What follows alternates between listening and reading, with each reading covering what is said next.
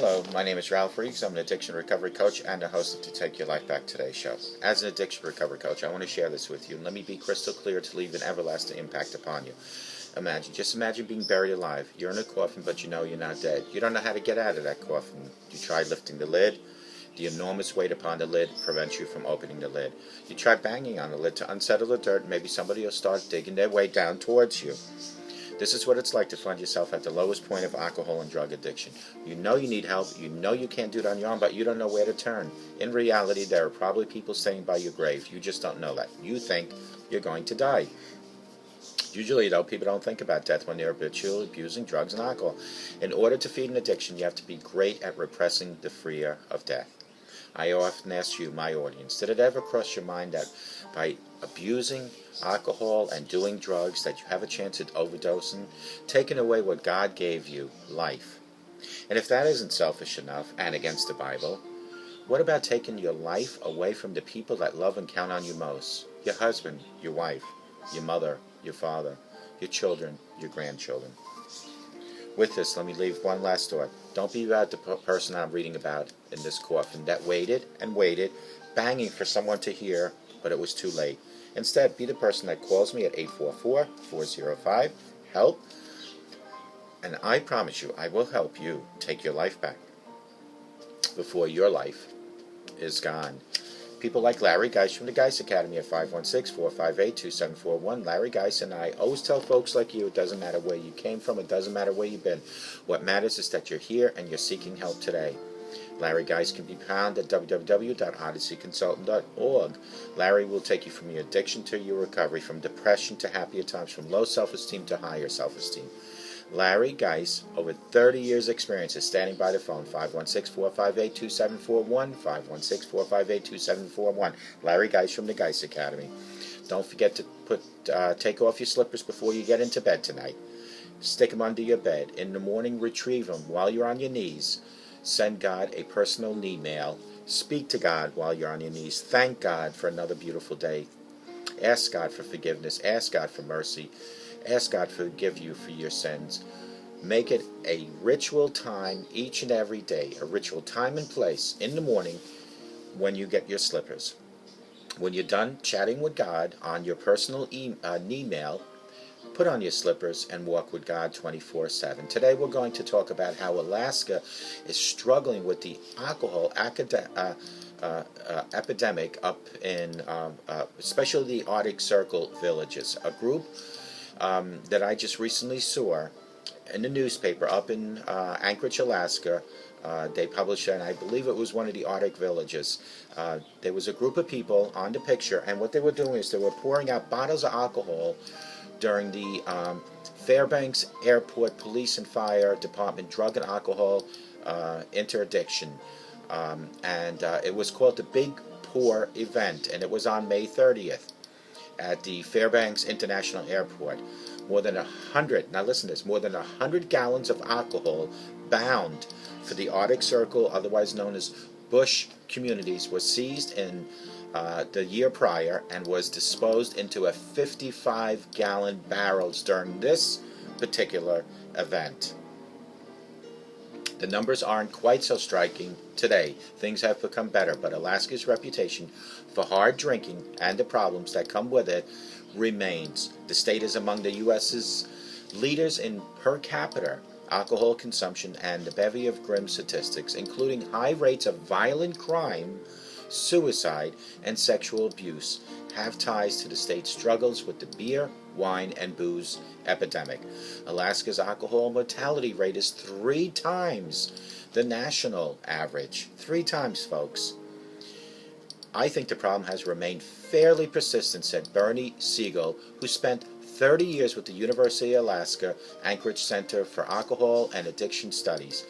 Drinking is part of the last frontier mythology among the segment of this particular population.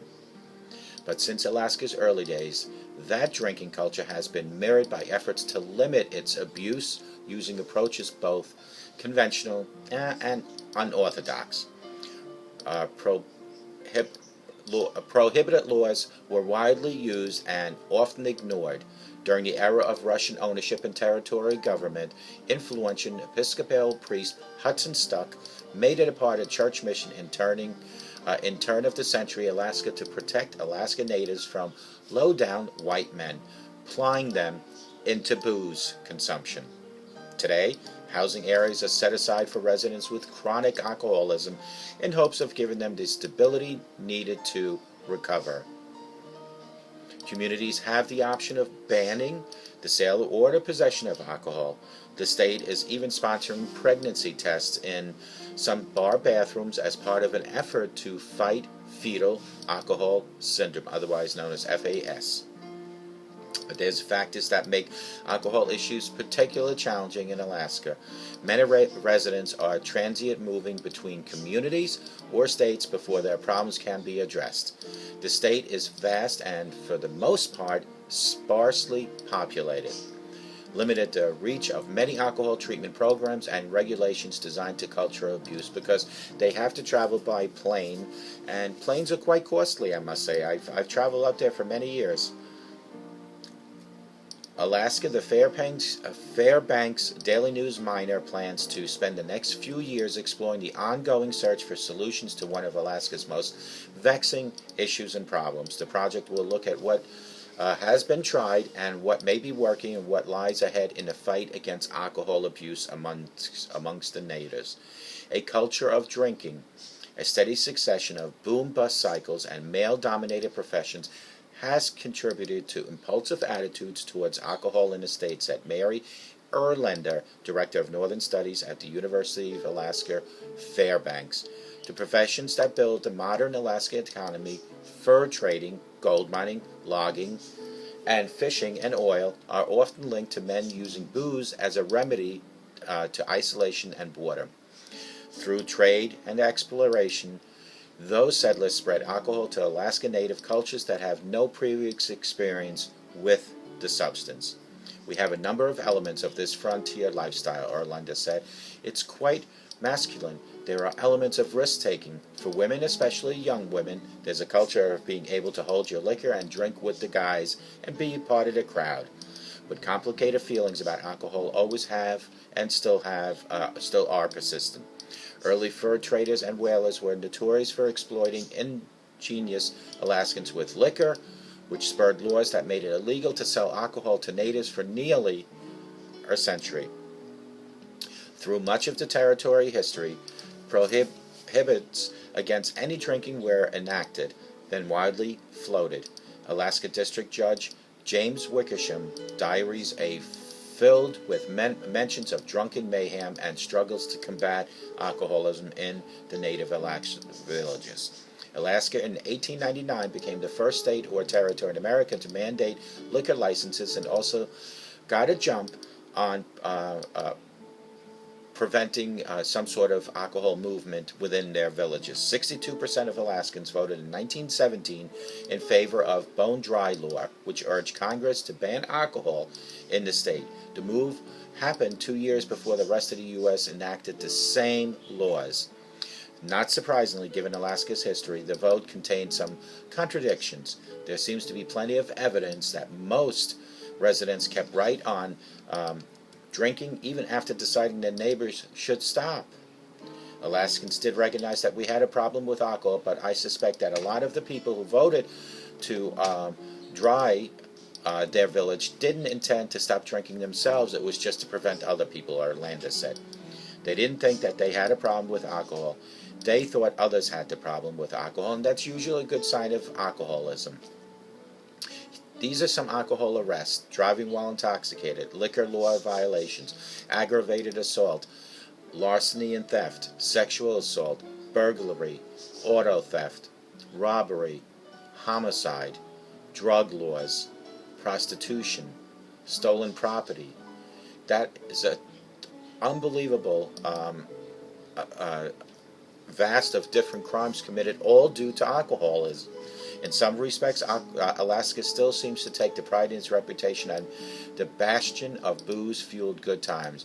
Even though alcohol abuse is linked to a variety of ills in that state, there is still a mystique surrounding heavy drinking in Alaska that happens. Anyone entering a tourist trap in Alaska coastal communities has encountered a common t-shirt slogan, a small drinking village with a fishing problem. Maybe we're not all that unique compared to some communities across the U.S. and other places, but it really seems like part of our way of being, said Kate Baldwin Johnson, a program officer for the Alaska Mental Health Trust Authority. Some state agency and advocacy groups are exploring whether those attitudes can be changed. The Alaska Mental Health Trust Authority is commissioning a comprehensive survey later this year to gauge public attitudes and knowledge about alcohol. With that particular data in hand, officials hope to be able to use it as a baseline to see whether public perception about alcohol abuse shifts alongside public education campaigns. Baldwin Johnson said that there's a precedent for rapid societal shifts on public health issues, citing declining acceptance of alcohol, tobacco in the past years. A shift also may be beginning in the way of alcohol abuse. Despite obvious troubles of severe alcoholics, public intoxication, homelessness, and crime among them, the issue is usually more nuisance. Many of those who battle booze are professionals who have learned to master their struggles, even as it causes underlying stress in their own lives.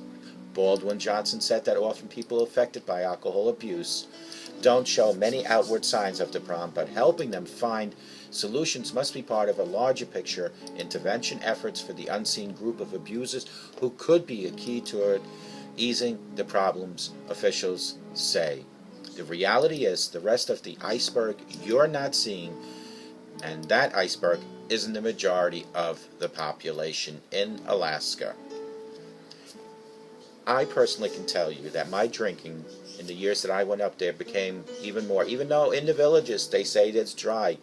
If you know people in the village, you have access to alcohol. If you know people in the village, you have access to alcohol, no matter how dry the village is. And of course, everything comes with a price, but if you're an alcoholic, you'll do whatever it takes to get your fix. I hope you enjoyed this segment. I hope to God that you bring a little awareness on what's really going up in the northern part of the United States. Just Google alcoholism in Alaska, and you'll get a so much better understanding of what I just read. And I want you guys to remember that everything that I do read, I keep hard copies, and I'm more than happy to email it or text it or even fax it to you. But you need to get a hold of me at 631-599-0218 or call me at 844-405-HELP. And together, you and I need to put our slippers on and walk with God 24/7. Take care.